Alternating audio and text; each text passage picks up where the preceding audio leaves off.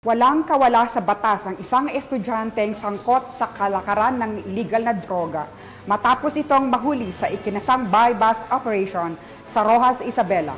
Ang kabuuan ng balita mula kay Patrolwoman Micheline Balyada.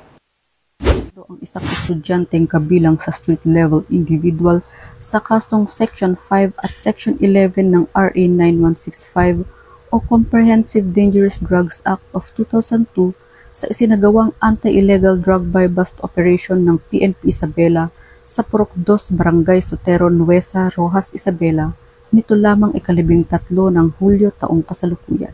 Kinilala ang suspek na naaresto na si alias JJ, 19 na taong gulang at residente ng Barangay Bantug, Roxas, Isabela. Isinagawa ang operasyon ng mga otoridad mula sa pakikipag-ugnayan at koordinasyon sa PIDEA Regional Office 2 kung saan nasamsam mula sa kanya ang isang piraso ng hinihinalang tuyong dahon ng marijuana na may kasamang fruiting top na nakabalot sa notebook, isang piraso ng genuine 1,000 peso bill, isang piraso ng nakaselyong pakete na naglalaman ng hinihinalang shabu, isang piraso ng walang laman na box ng Winchester cigarette at isang piraso ng pink na backpack.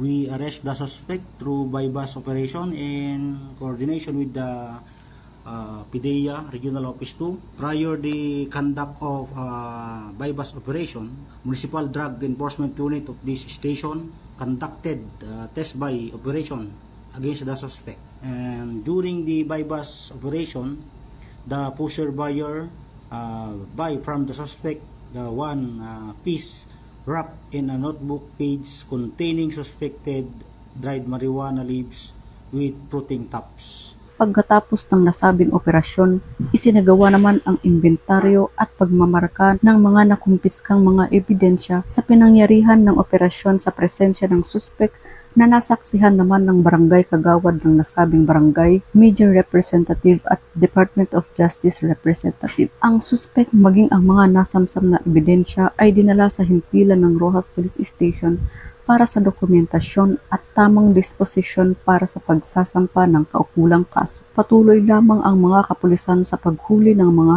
taong nasasangkot sa ilegal na droga. Patunay dito ay ang mga sunod-sunod na operasyon kontra ilegal na droga upang tuluyan ng matuldukan ang paglalaganap ng ilegal na droga na siyang isang salot sa ating lipunan. Mula dito sa Lambak ng Cagayan, ako ang inyong Police News Network Correspondent, Patrolwoman Balyada, alagad ng batas, tagataguyod ng balitang pulis.